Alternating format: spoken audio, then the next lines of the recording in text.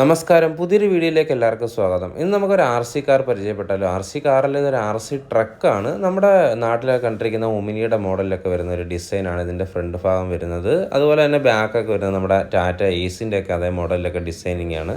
അപ്പോൾ നമുക്ക് ഓപ്പൺ ചെയ്ത് നോക്കാം ഇതെങ്ങനെയാണ് ഇതിൻ്റെ ഫങ്ഷൻസ് ഒക്കെ. നമ്മൾ നേരത്തെ ഓപ്പൺ ചെയ്തിട്ടുണ്ടായിരുന്നു. അതിനുശേഷം ബാറ്ററിയൊക്കെ ഇട്ടതുകൊണ്ടാണ് അതിനകത്ത് ആ റിമോട്ടിൽ ലൈറ്റൊക്കെ കത്തിയിരിക്കുന്നത്. നമ്മൾ തന്നെ ചെയ്തതാണത്.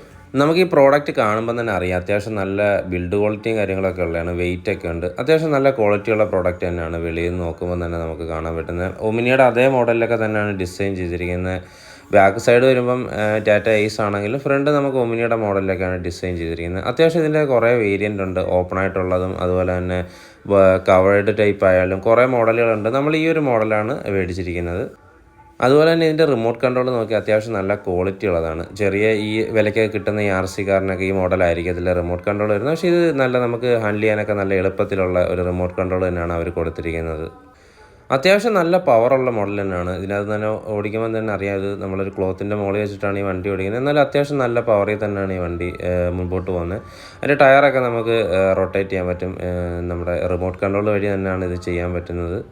ഇതുപോലുള്ള RC കാറുകളും അതേപോലെ ഡൈകാസ്റ്റ് കാറുകളൊക്കെ മേടിക്കണമെങ്കിൽ നമ്മളെ കോൺടാക്ട് ചെയ്താൽ നല്ലൊരു പ്രൈസിൽ തന്നെ നിങ്ങൾക്ക് ഈ പ്രോഡക്റ്റുകളൊക്കെ നമ്മൾ കൊറിയറായിട്ട് അയച്ചു തരുന്നതായിരിക്കും.